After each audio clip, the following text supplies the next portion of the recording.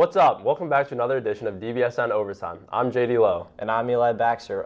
This week, we've got all different kinds of sports, starting out with NFL like usual, and then we're going to make our way down all the way to the WNBA Finals and NBA as they're beginning their regular season. Yeah, it was a busy week full of all different sports. Lots of different sports teams all across the country competed. Yep. We're going to start with our NFL recap of Week 5. To start out, the Buccaneers and the Falcons played. Falcons came out on top in that one in overtime. It was a very close game, 36-30. Yeah, good game. Former Browns QB Baker Mayfield would throw for 180 yards in the Buccaneers loss. Good game by him, even though they lost. Browns fans probably disappointed right now. He's been looking pretty hot with the Buccaneers. Probably wishing they could get the other side of that trade. Yep. But on the other side of the ball, Kirk Cousins threw for over 500 yards and 4 touchdowns. Fantasy managers definitely were happy with that one. Yeah, that was might have been the QB game of the year so far. Yeah, he absolutely pops off. Yep. Drake London for the Falcons was probably was his primary receiver that game. He had 154 yards and 1 touchdown as well. Yeah, it was a good game.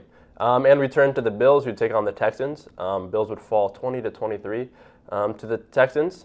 Former OSU QB, C.J. Stroud, really good game from him. He'd throw for 331 yards. He'd have 1 touchdown and 1 interception. Yep, that game was in Houston. And then in Pittsburgh, a very late game, 90-minute delay to start the game. The game ended past 1 a.m. in Pittsburgh.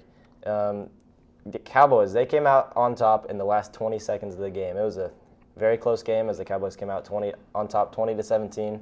Yeah, that was a thriller for all those fans who would stay late into the night. Lots of committed fans shuffling out of there at 1 or 2 a.m. Yep. After a great game. Yep. Justin Fields for the Steelers had a great game, former Ohio State QB.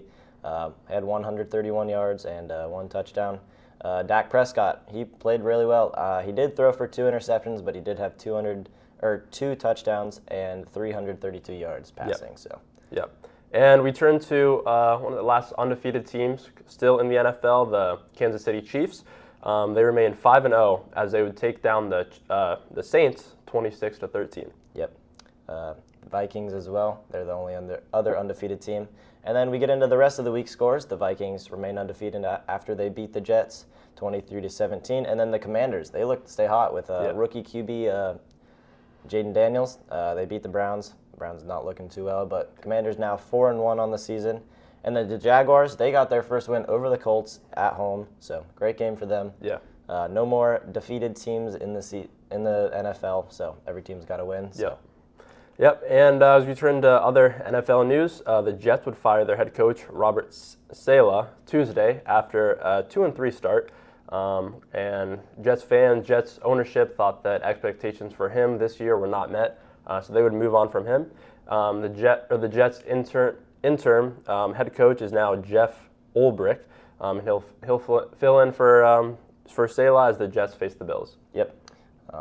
Aaron Rodgers, their QB, obviously not playing last year due to injury. So not a great start for them as they have pretty loaded roster. Yeah. And then we're going to get to our only other 2 remaining undefeated teams, which is the Chiefs and the Vikings. They both will be on a bye this next week, so you will see this screen next week as well. But Chiefs getting the win over the Saints and the Vikings getting the win over the Jets. And then we're going to transition into our top Week 6 games. We're going to start out with Thursday Night Football as the 49ers head to Seattle and face the Seahawks. Seahawks fall in their past 2 games after starting out 3-0. 49ers not looking like the team they usually have, but they have been struck with a lot of injury this season. Yep. And then we turn to the Commanders take on the Ravens. The Commanders obviously still hot, currently 4-1. QB Jaden Daniels, rookie, obviously looking really good right now. The Ravens on the other side of that, QB Lamar Jackson obviously started out, him and the team, not as good as they wanted to, but looking really good right now, turned it around a bit. So they'll take on each other in Week 6. Yep. Ravens winning their past 3 after starting 0-2. So, and then the Lions and the Cowboys. The Lions are going to head down to Dallas, face the Cowboys. Cowboys picking up steam a little bit. Detroit 4-1, so they're playing really well as well. And then Monday Night Football is the Bills versus the Jets. Obviously, Jets' new coach this week, so we're going to see how that goes. Bills also falling their past 2 games after starting out 3-0, so they look to get back in the win column on Monday night. And then we're going to head to our college football Week 6 preview, or review. We had Alabama, number 1 team, obviously, in a game that nobody saw coming. They would fall to Vanderbilt, unranked Vanderbilt. 40-35 was a score in favor of Vanderbilt at the end of the game. This was the first time that Vanderbilt has ever beat a top 5 school. Obviously, Alabama, coming off a win against Georgia, everybody thought they were going to be, the team to beat the rest of this year, and fall into an unranked team like that. Very unexpected. Yep, Commodores were 0-60 before that game against top 5 teams. It was a 23-game win streak. Yeah. First game against the new Alabama head coach. Vanderbilt came out on top. And then Tennessee, they also got upset by Arkansas. Yeah. 19-14. Both Vanderbilt and Arkansas, both teams were fined by the SEC for rushing the field, but I mean, at that point, it's just worth it after beating the top 4 team. Fans obviously elated after such an upset win there. Mm-hmm.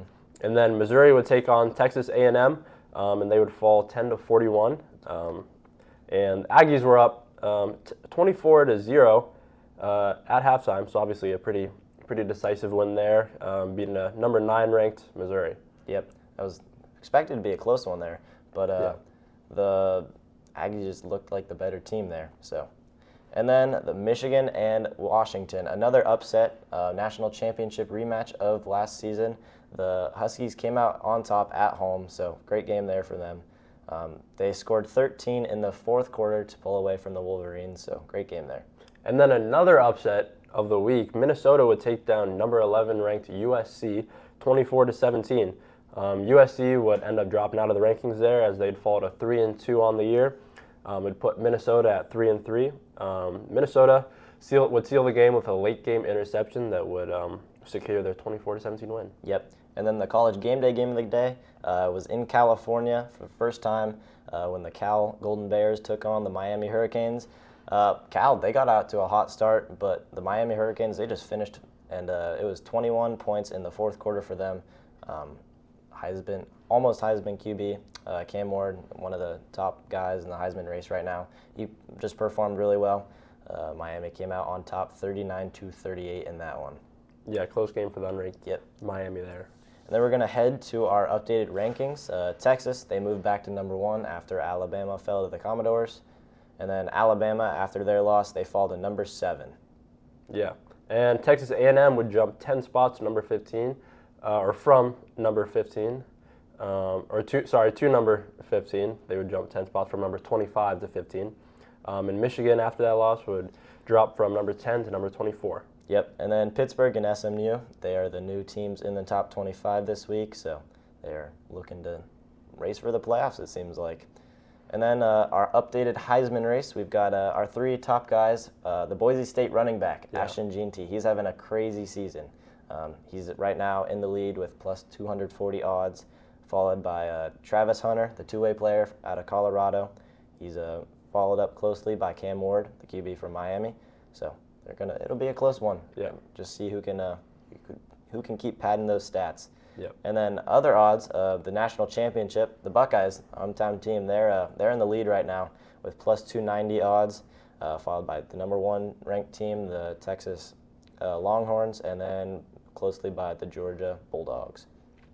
And as we look to Week 7, the number 1 ranked Texas Longhorns will be taking on Oklahoma. In Week 7 matchup. Yep, the Red River rivalry. It'll be a great one. Texas has beat the number 10 ranked Michigan earlier this season, and then Oklahoma did lose to Tennessee earlier this season a couple weeks ago. So yeah, and then in a matchup that all Buckeye fans, all Columbus, all Ohio fans in general have marked down on their calendar, they'll be playing number 3 ranked Oregon in a big game. It'll be one of the college game day. Obviously, Ohio State coming 5-0, and as well as Oregon, both 5-0. So it'll be a close matchup. Yep, the Buckeyes are ranked first in the country in defense, as they have the lowest amount of points per game against, averaging under a touchdown a game. So that's pretty good. Yeah. Oregon, not the best year on defense so far. They are averaging 17 points against. So hopefully the Buckeye offense can get through that there. Yep. And then number 9 Ole Miss will be taking on number 13 LSU. Both of them coming in with strong records so far. Ole Miss being 5-1 and LSU being 4-1 on the year. Yep. Ole Miss only lost to Kentucky a couple weeks ago, and then LSU's at the beginning of the season to USC. Another rivalry match, so that'll be a fun one to watch. Yep. And then Kansas State and Coach Prime in Colorado. That'll be a big one in Colorado. Yeah, that'll be a good game with former Buckeye QB playing against Coach Prime in Colorado there. Yep. And then we're going to get to our picks of the week. Who do you have for our first one? Texas and Oklahoma. That'll be a good game. Texas is looking really good right now with the Manning son looking really good right there. I got to go with Texas. Yep, I got to agree with that one. They just look too powerful. And then in Oklahoma's game against Tennessee, they didn't look the greatest. So going against the #1 team in the country, though, they're going to have a tall task against them. And then Ohio State and Oregon. Who do you have for that one? This will be a close one, but as a Buckeye fan at heart, I got to go with OSU. I think they'll pull it out. I agree with that one, too. Buckeyes' defense just looking incredible this year, and Oregon struggling against some defenses already this year and also against some offenses. I think the power on both sides of the ball for the Buckeyes is going to I think they're going to beat the Ducks. Yep. Yep. And then we turn to Ole Miss and LSU. Who do you have? For this one, I think LSU is going to win this one. Ole Miss hasn't looked as sharp these past couple games.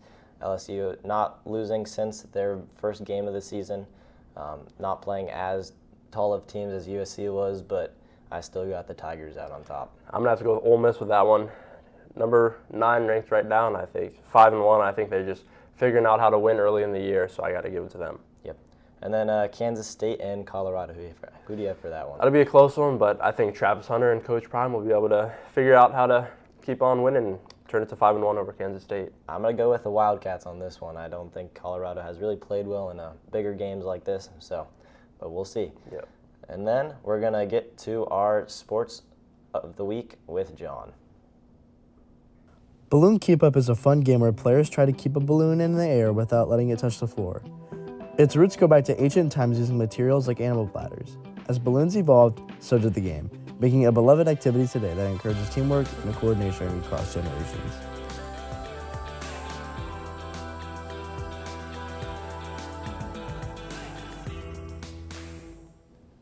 Well, thanks, John. Fun game right there. That was a fun one. Used to play that back in my childhood. And then we're going to get to the MLB postseason update. We've got the Tigers and the Guardians starting off. Tigers are leading the series 2-1, and they will host Game 4 tonight at 6 p.m. Yep. And the Royals and the Yankees. Royals currently down in the series 1-2 to the Yankees, and they'll play again tonight at 8 p.m. In Kansas City. Yep. Yankees got the win last night. And then the Mets. The Mets are the first team to move on to the next round. They beat the Phillies 3-1. Dominant performance there by the team. They won last night in a dominant fashion 4-1 in New York. And then the team that they will face, they'll either face the Dodgers or the Padres. The Dodgers and the Padres played last night. Series is tied at 2. Final game will be in Los Angeles at Dodger Stadium. Dodgers had a massive win last night, 8-0. So big win for them. Yeah. And we turn to NHL news as the NHL season kicking off right now. Game started last night with lots of games happening. We got Minnesota taking on the Blue Jackets tonight. Lots of Columbus hockey fans have that marked down on their calendar. The Blue Jackets embark on their 23rd season in Columbus. They'll play the Wild tonight at 8 p.m. They're hoping to kind of get back to winning after their 4 straight seasons of having a losing record.